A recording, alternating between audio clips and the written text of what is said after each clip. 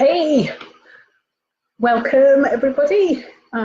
This is the Donor Whisperer. My name is Rachel Collinson, and that's the title that I go by because it's my mission to help nonprofits all over the world engage better with their potential donors and campaigners, activists, volunteers, anyone who gives of themselves, gives their time or money to your cause. I can help you create deeper relationships with those people, mostly digitally, although that inevitably leads to more offline stuff, phone, SMS, direct mail, all that kind of thing.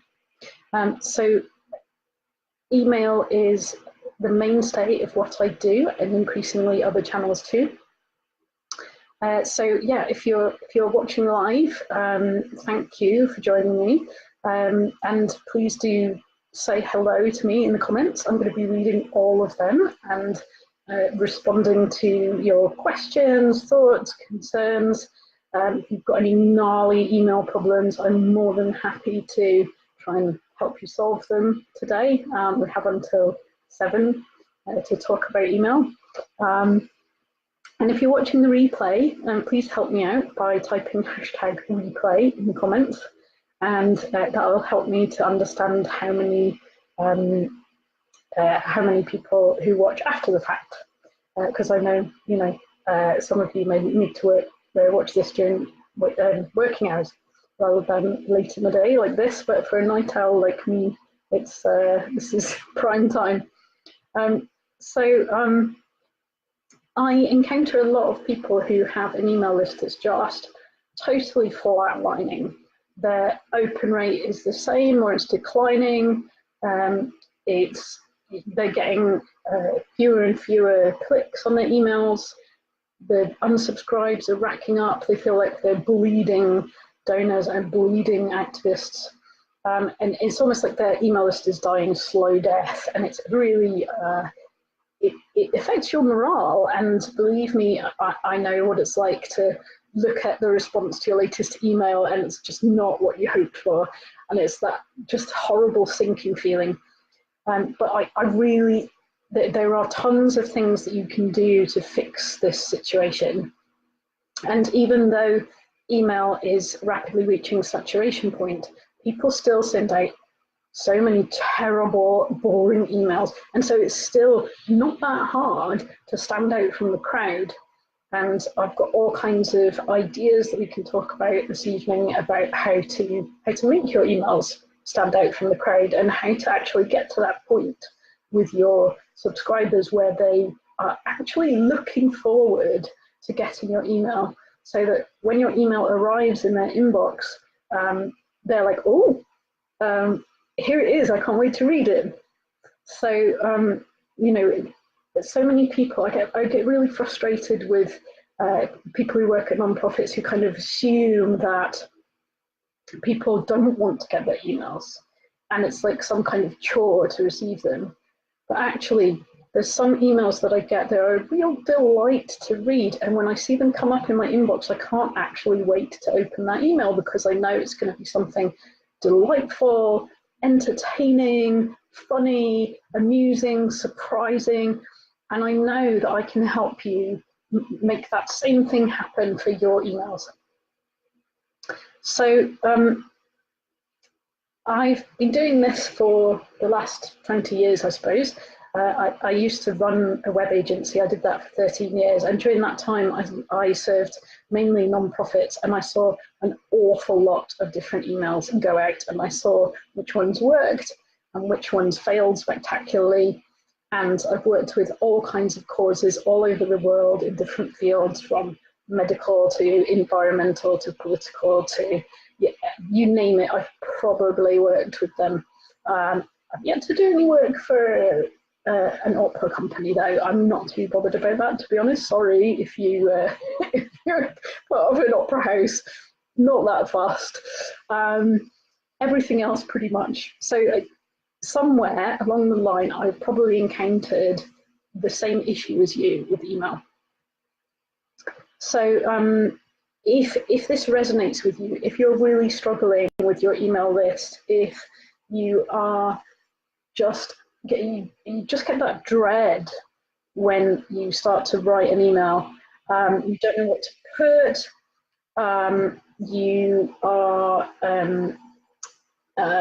You're just dreading that moment when you click send, and the response comes back and it's just meh.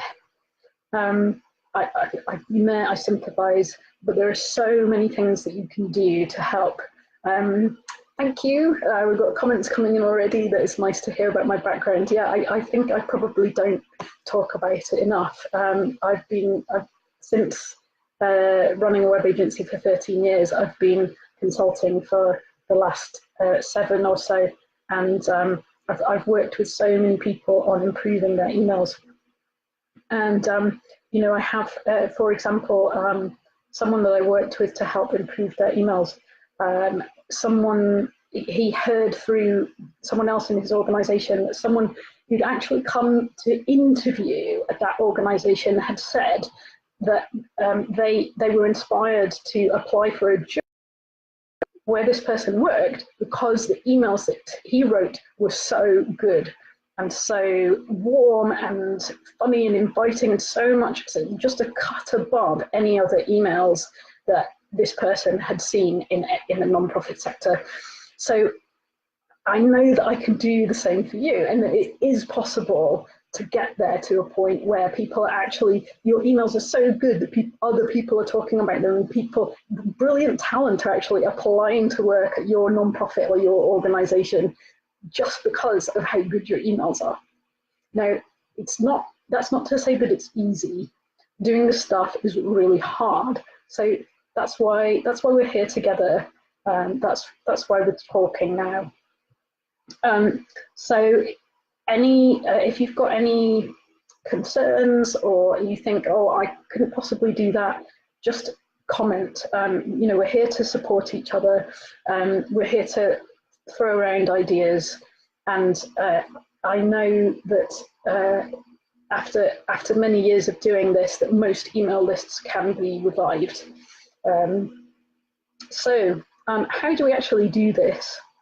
How can you breathe new life into your email list? I think the first thing to do is to focus on the actual result that you want.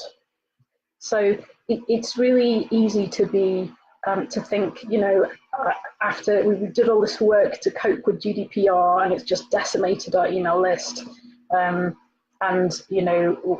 is us. We did have 50,000 subscribers, and now we only have 10,000. It's a complete nightmare. You're looking at vanity metrics there. The number of subscribers on your list is not a guide to how well you're doing with your emails.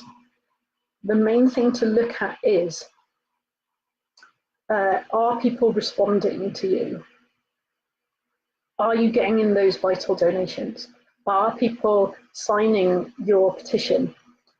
Those are the things that you want to focus on. And yes, that may be even more depressing, because this is hard. This is hard to do well. Believe me, I know.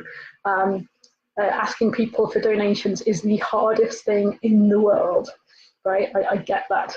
But if you can focus on those results and not on subscriber numbers, then you'll be looking at the actual things that matter. And then when there's an improvement, you've got something to show, to say, look, I made this change and this extra good stuff happened, and there is no more satisfying feeling than that. So make sure you're measuring the right thing. That's quite a geek on measurement, but there's a reason, because the things that you measure are the things that get improved. So if you want there to be more life in your email list, let's measure that life. Let's get interacting with people. Let's get those donations flowing. So I think the second thing that really will help you breathe new life into your email list is finding more inspiration.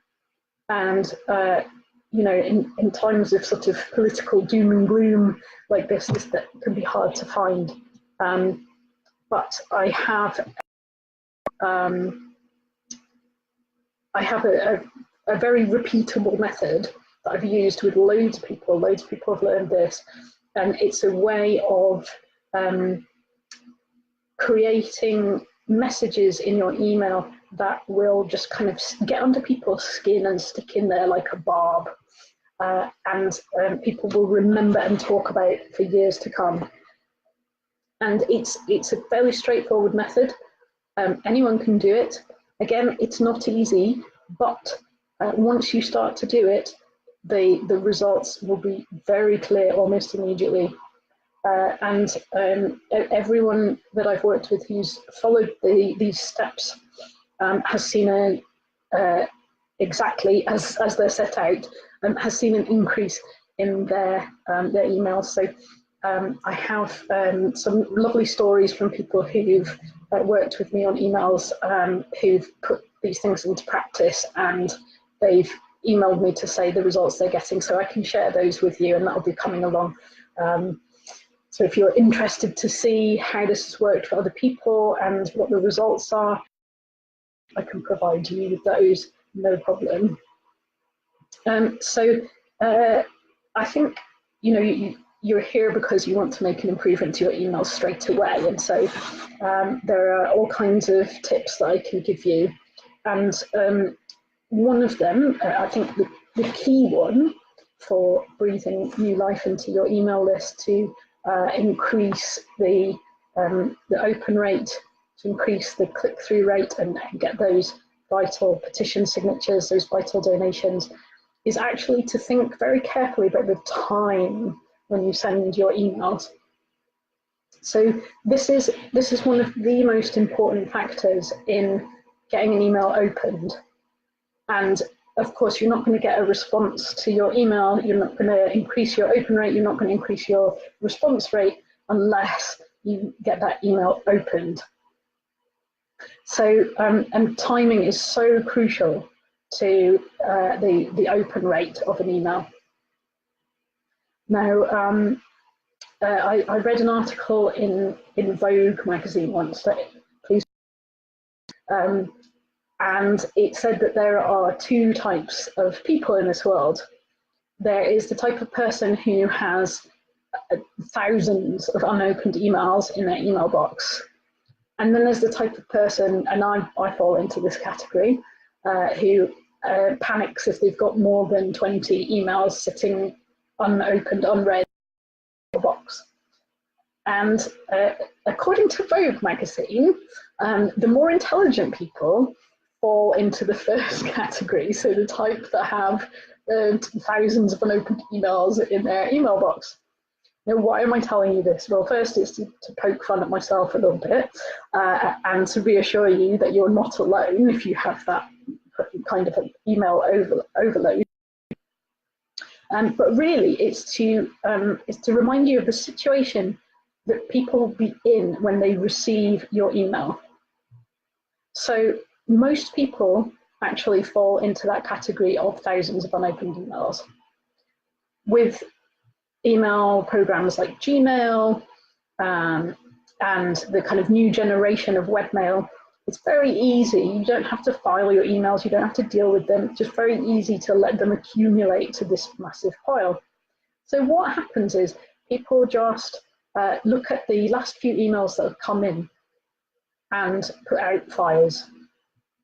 Now, what you want to do is get to a situation where, for the people on your list who are most likely to give, you want to be in that top that they see when they look at their inbox. And in order to do that, you have to arrive at the right time. So it's really vital to test this and find out what time is best for your emails to arrive. And everything else from there on is just small improvements. This is one of the biggest improvements that you can make, is just send at the right time. So I have a handy spreadsheet that I use to calculate the best send time for your emails. Now, it requires you to have built up quite a lot of data about when you've sent emails in the past. And that's one of the things that I'll be sharing on the course. this I'll be starting to run from next week. So I think one of the other biggest things that I can say about reviving a dead email list is that so many people just actually send really freaking boring emails, and it breaks my heart because nonprofits, we are in the business of offering people stories. That's our stock in trade. We offer the chance to be involved in the transformation of somebody's life, or the transformation of the environment, or making a change for the better. And those are the best stories in the world. So as nonprofits, we need to be really great storytellers. And I feel sad when I read emails that just make me want to fall asleep, that somehow are describing this fantastic, exciting roller coaster of transformation. And, you know, it comes out like, we helped 6,892 people get nutritious meals. And that isn't interesting to read. I want the story, I want the emotion, I want the excitement, I want unexpectedness, I want fun, I want something useful, I want to feel like I've made a difference. And if you're just sending out emails with stats, or what your organization has done, or who's on your board, or what your latest press release is, or what your latest policy announcement is, that's not scratching people where they itch. So I think a very important key, aside from timing, is to actually just don't send boring emails, right? Now, I know there are organizational constraints. I know that you have a brand to upkeep. I know that you have a reputation. You want to come across as trustworthy and professional. And somehow people have this idea that being professional equals being boring. It really doesn't. Some of the most professional companies in the world, and some of the most professional non-profits in the world, are some of the most exciting. So you don't have to be vanilla to be professional. Okay. As non-profits, we are here to bring joy into people's lives, right? That should not be boring. And you can change the world and be professional at the same time. So, oh, excuse me, I'm just going to take a sip of my tea here. That's better. One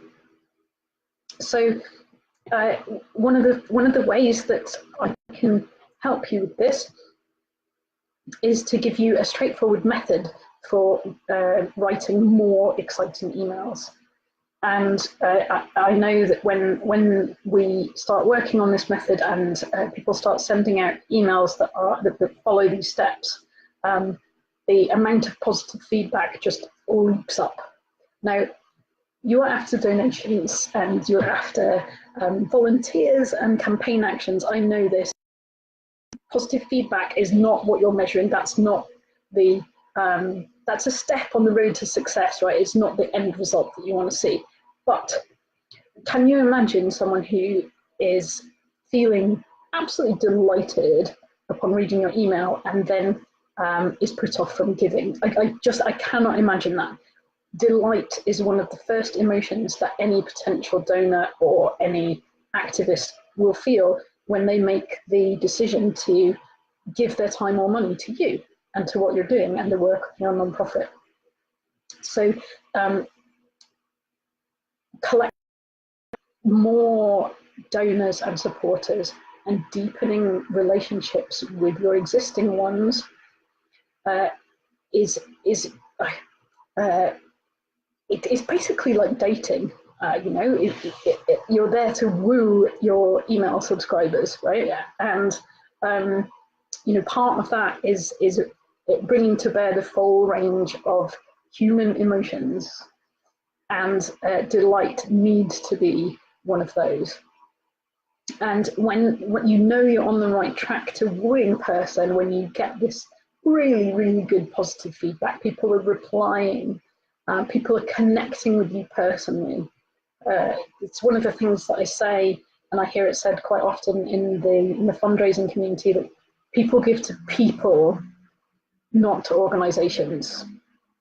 And part of deepening a relationship with your email subscribers is getting that two-way dialogue going. So one of the things that I'm hoping that we will talk about a bit more in the coming weeks is, you know, how do you get those two-way relationships? How do you essentially simulate that kind of deep friendship where you're partners in changing the world together, right? So you know, to rid the world of boring emails, I'm very interested to know from you directly, what emails have you got recently that have been exciting? Well, it may in the sorry state of affairs that is our world, it may be quite some time since you got an exciting email. That's fair enough. But yeah, please tell me in the comments. What was the most exciting email that you got? Let's look at them.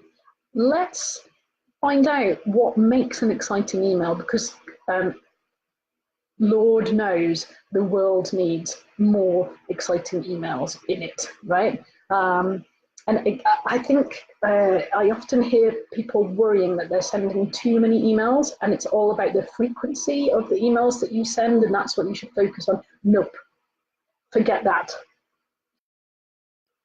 Send more exciting emails and fewer boring emails, because I've never heard anyone unsubscribe from an email list because it was too exciting, right? People unsubscribe from email lists because they are boring. So I would far rather get one exciting email a day than one really boring one once a month. And I know this can happen because I receive a day, okay, and there are emails where I get maybe an email a day from a list, and I'm still on it, and I still read them frequently, because I know that when I open that email, it's going to be exciting or entertaining or useful. So tell me about what exciting emails you've got.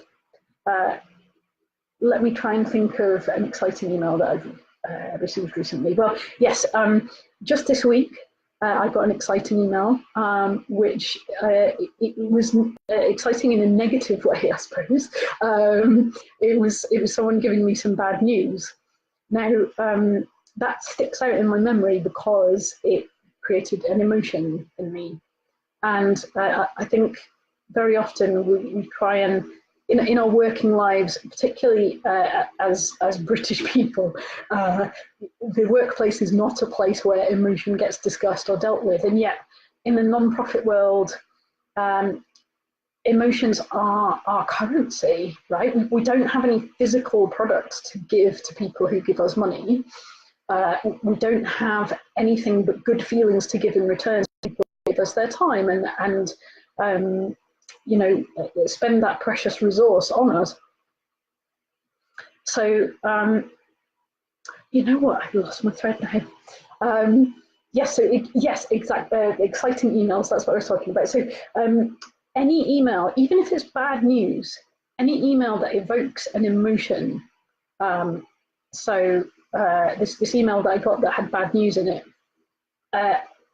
it may have been disappointing to read, but it was memorable and it was exciting. It was exciting in a bad way, but I still remember it.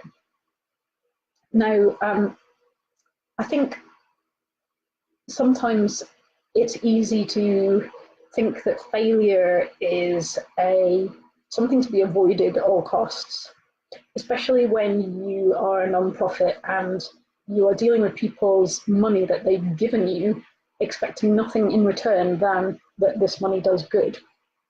And so if you have to admit, well, this money didn't actually do good, it's horrifying. I understand that. But of Charity Water,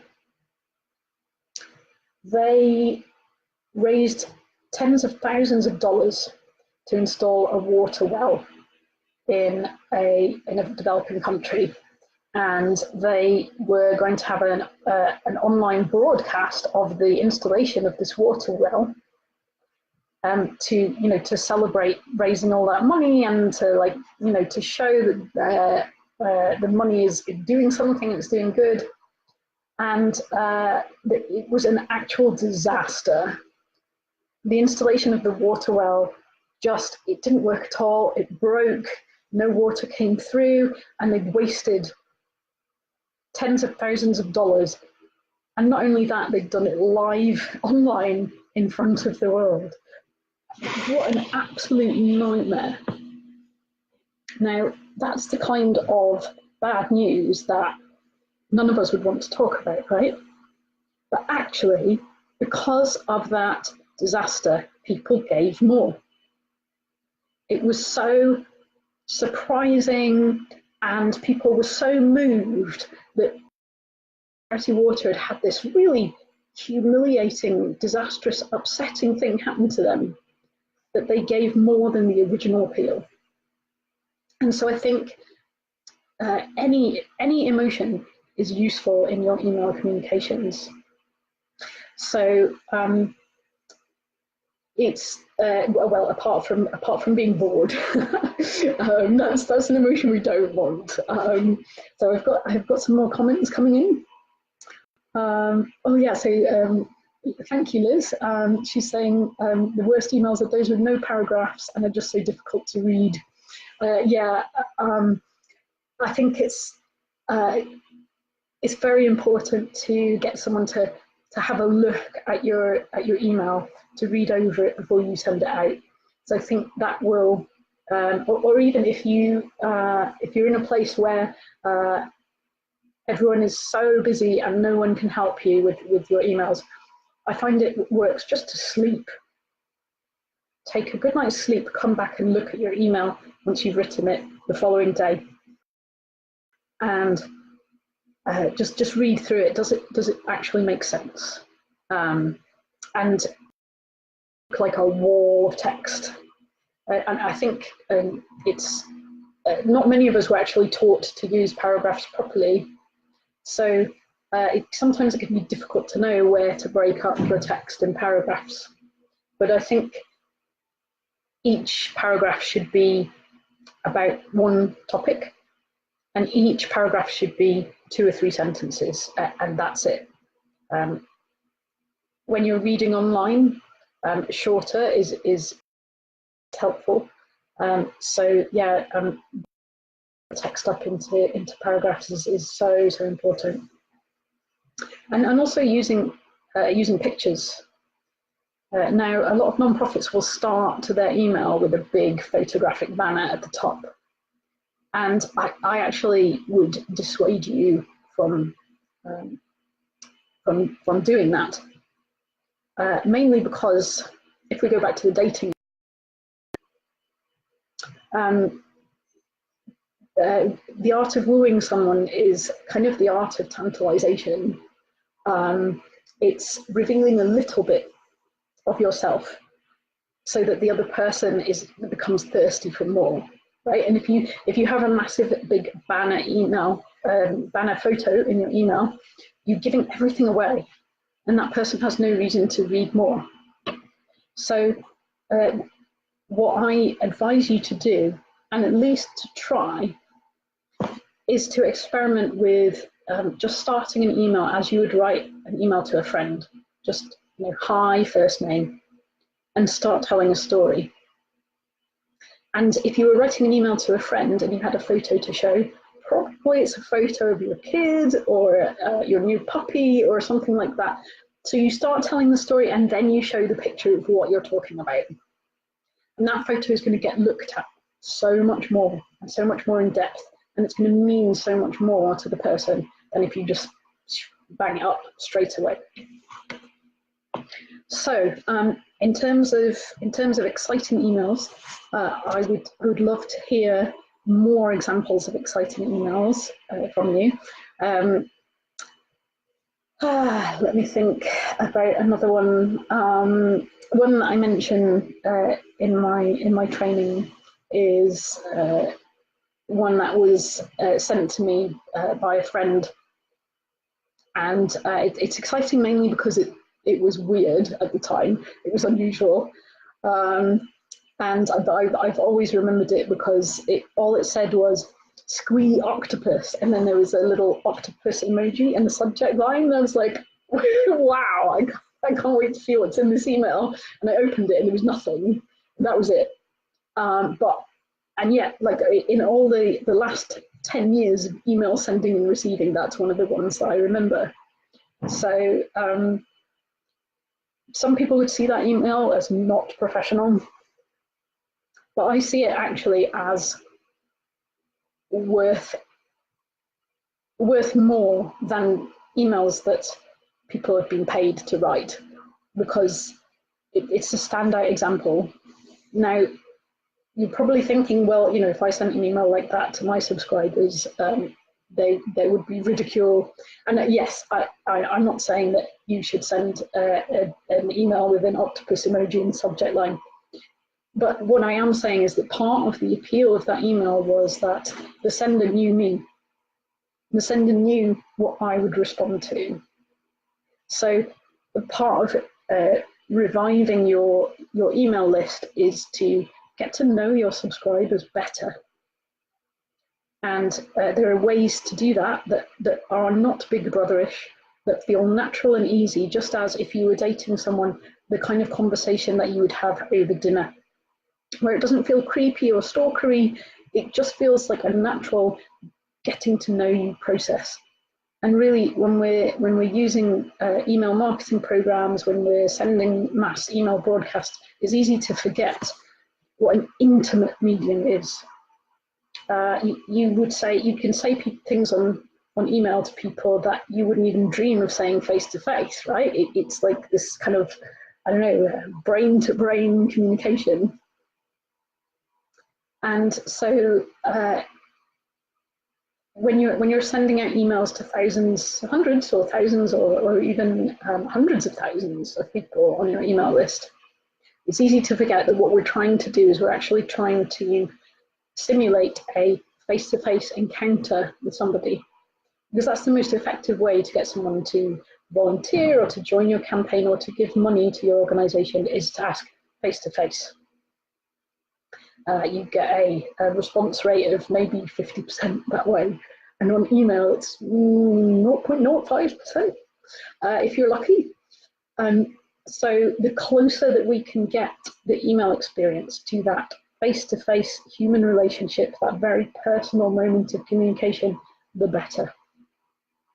And I am really looking forward to talking to you in the coming weeks a bit more about how do you develop that one-on-one personal relationship experience that really brings out the best in people, that helps them to open their wallets. It opens their eyes to seeing what a great cause you have and how much of the world would be better if they gave more to you.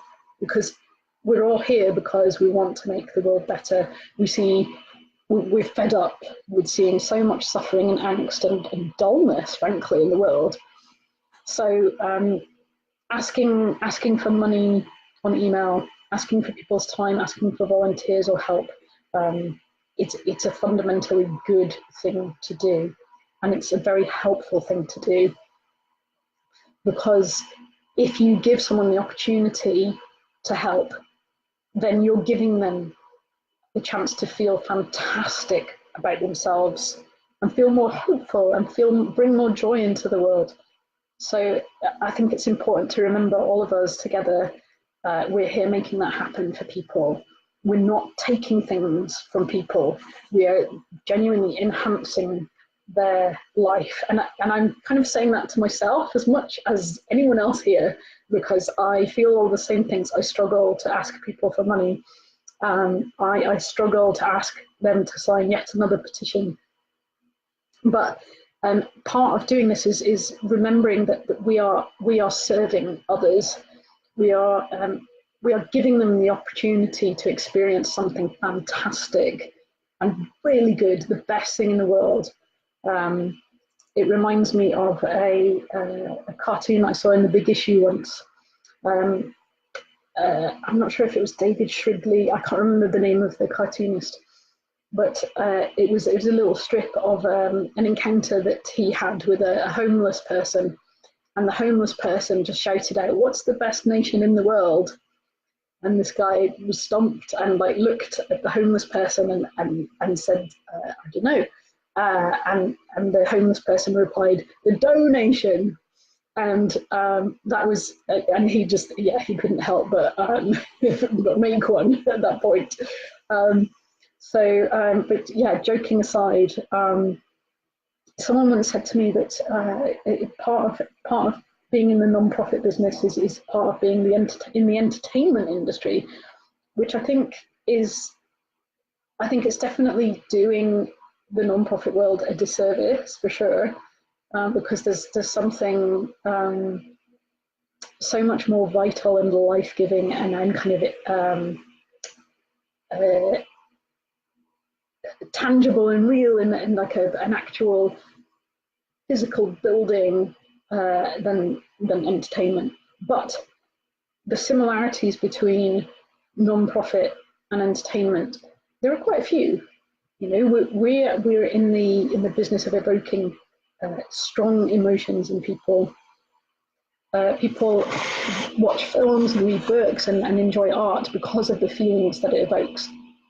And people take part in and give to nonprofits or volunteer or sign petitions because they want to feel good.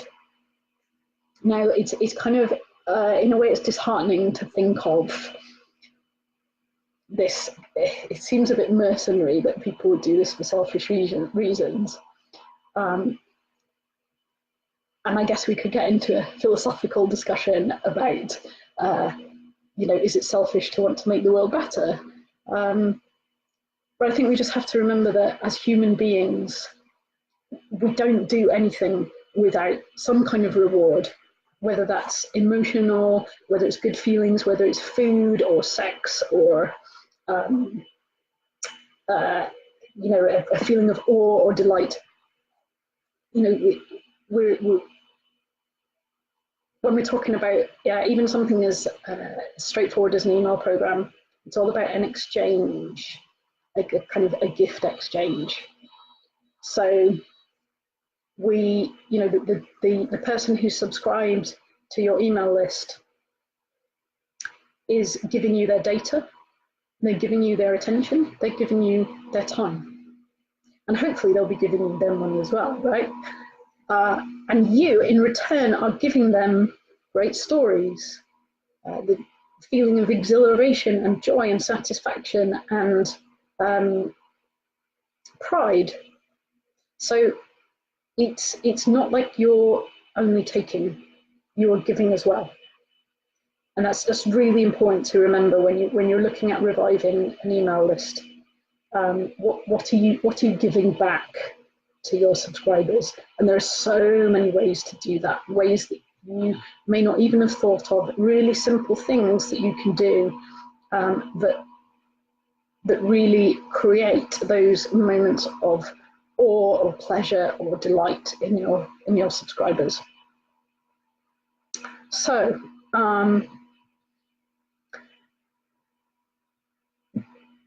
please continue putting in examples of your most exciting emails. I would love to read them. I'm slightly sad that there seem to be so few of them, but I know that as we talk more and more over the next few weeks, we will write examples of really exciting emails together. I am sure of it. So I keep mentioning the next few weeks. Well, what is happening? Well, I am running an online course called How to Write Emails That Get a Response.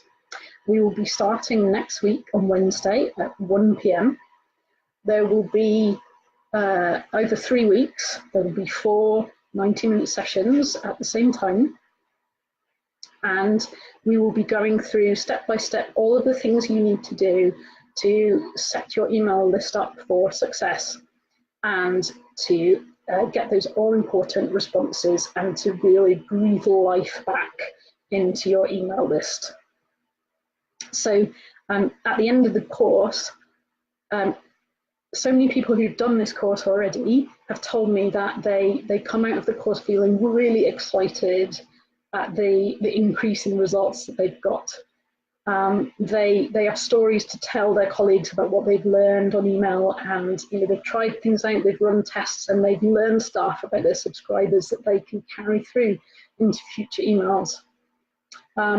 People who've done the course have told me that they feel really inspired.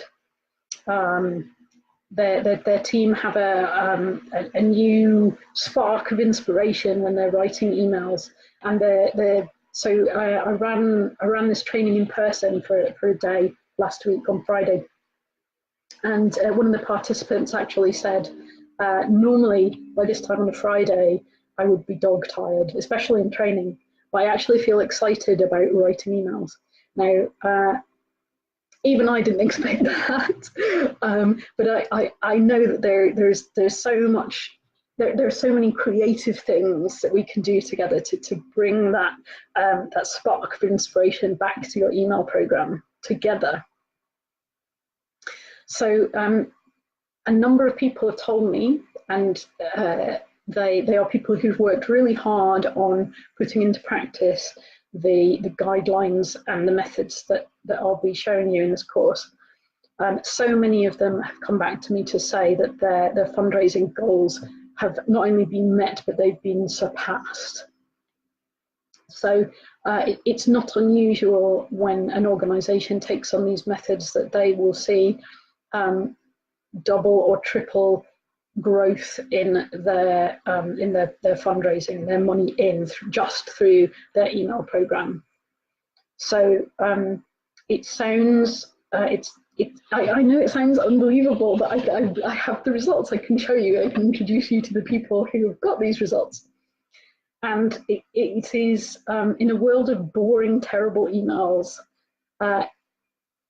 you can stand out from the crowd. You can delight people.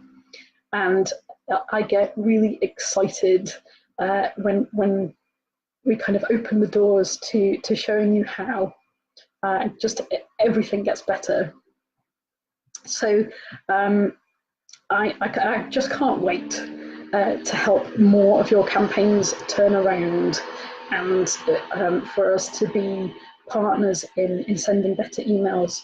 And I can't wait for us to start sharing ideas on this, because there are so many out there. So one of the things that we'll be looking at on the course is a simple technique for brainstorming better subject lines.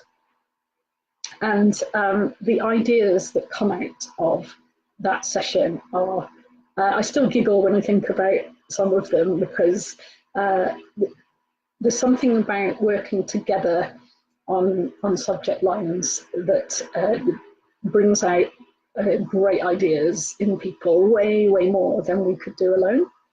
So that's one of the things that I'm really looking forward to doing with you together is that subject line brainstorm. So when I sit down to write an email, and I know it's a really important, a vital email, I'll aim to come up with 25 different subject lines.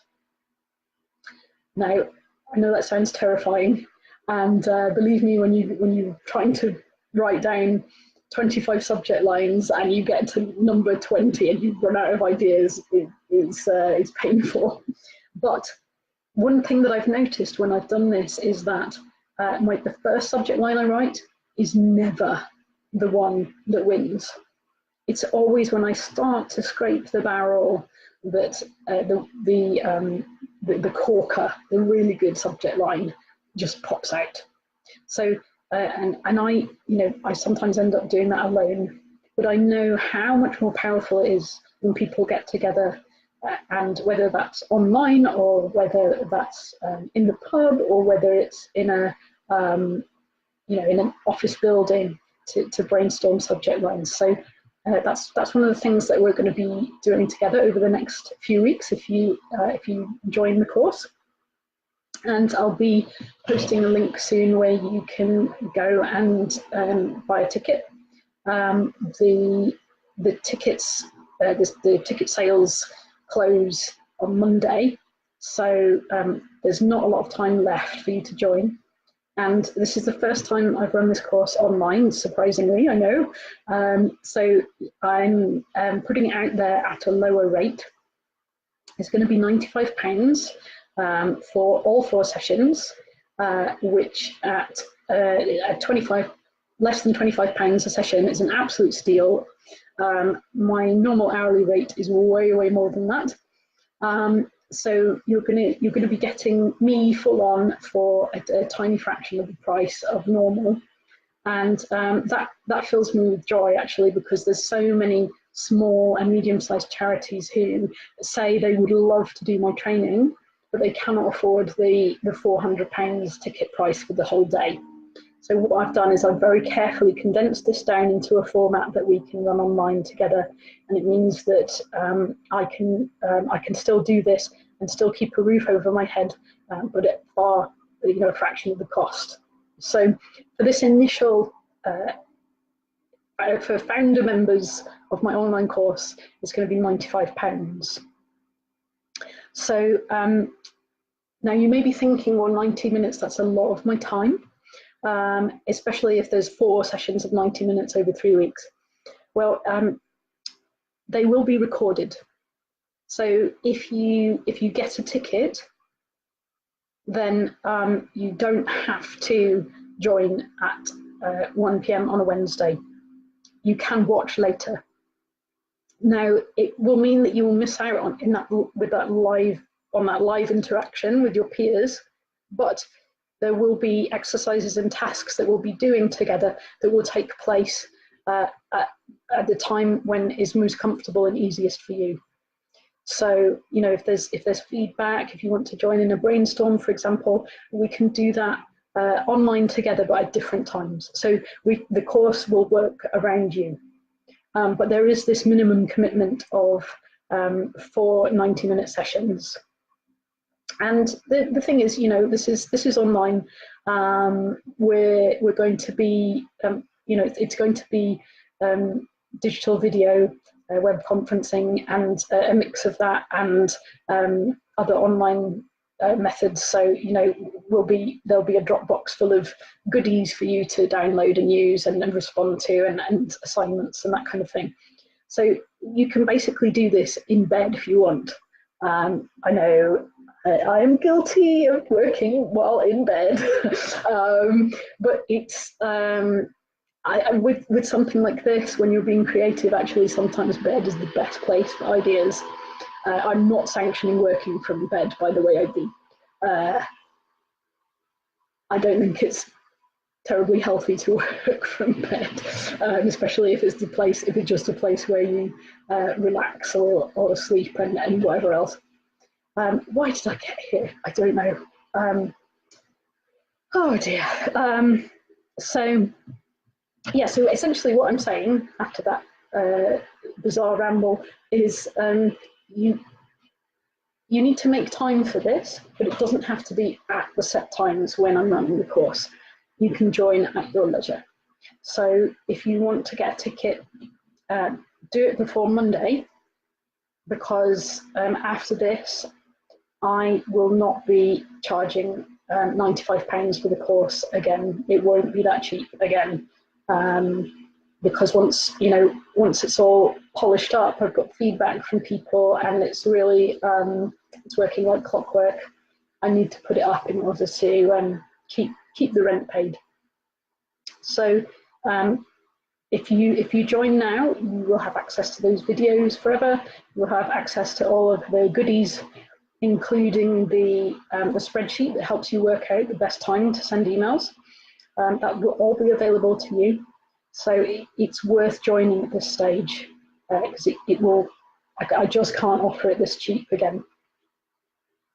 Now, it may be that your non-profit, like many, is run on an absolute shoestring, and you have to really plead with your boss or even with yourself or with your donors directly to spend any money on anything. And I get that. And for some people, £95 is an awful lot of money. I really understand. But you only have to get one donation once from a reasonably well-off person for this to pay for itself. And I've seen the results. I know that there's just a few tweaks even that you can make to your emails to get those donations coming in, increasing. You would have to persuade one person to set up a direct debit for £5 and keep that direct debit going for 2 years for this to pay for itself. And I know that there is stuff that I have to tell you that you have not thought of before, that if you implement, I know that you can get at least that one extra donor in. Now, if you have a really special case to plead and you just don't have the money in the bank to stump up £95 right now, then email me on Monday, and if I have spaces left on the course, then we'll see what we can do.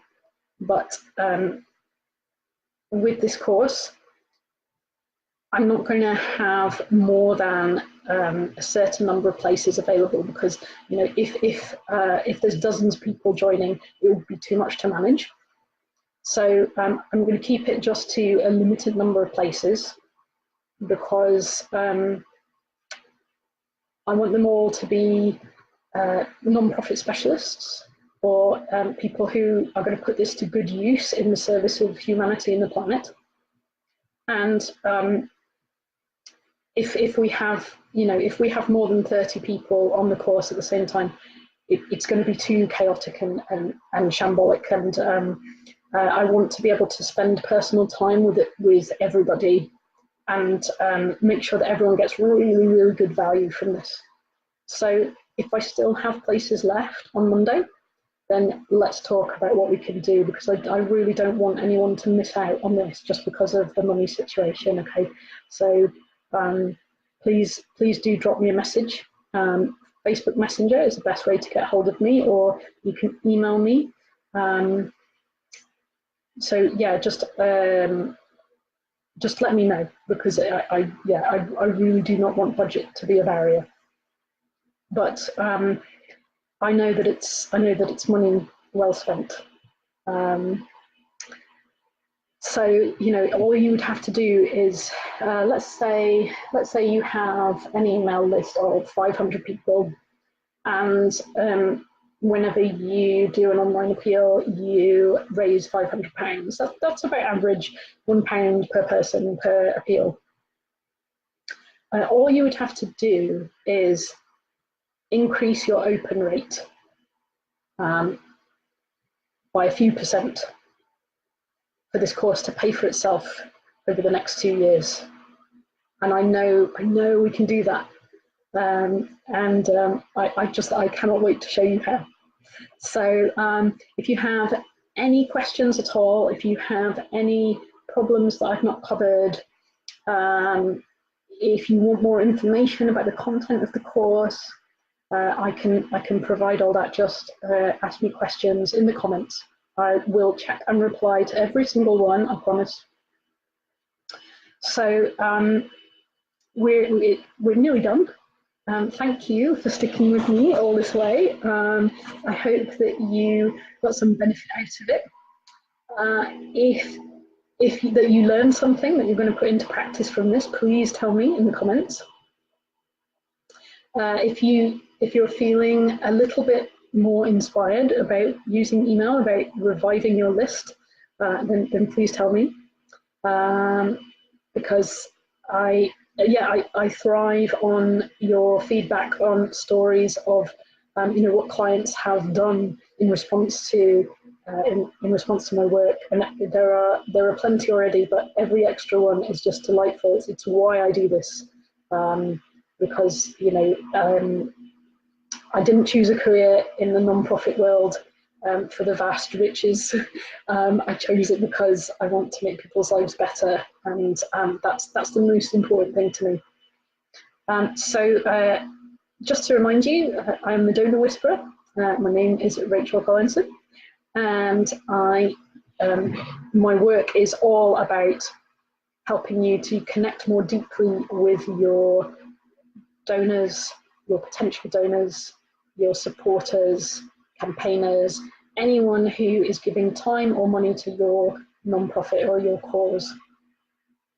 So I can help you deepen those relationships or find new sources of new people coming into your email list or your Facebook page or your social media, or you know, anyone who has a kind of digital relationship with your nonprofit. I can help you improve that relationship. And I'm planning to do more videos like this. If you enjoyed this, please let me know. Tell me what you liked, tell me what you didn't like, so that I can get better and I can give you the kind of things that you need to do your job better. Because we're all in this to, you know, to improve the world, to make life better for animals and for human beings and for the environment. It's one of the reasons why I love being part of the nonprofit community. Is it feels like we're all headed in the same direction, you know. So yeah, I'm here to help with all of that. So if you've got a gnarly email problem, just ask, and I will do my best to respond and help in the comments. And if you found this valuable, what I would like you to do, please, is tag somebody who you think would also find it valuable in the comments, because the more people who know about this, and the fewer people who write boring emails, the better life will be for all of us. So let's get on this mission together to rid the world of boring emails, and to get more and more donations, petition signatures, campaign actions, volunteers signing up for all of our causes. That would absolutely make my day. So yeah, spread the word, folks. Keep your questions coming, and I will speak to you hopefully next week. Bye.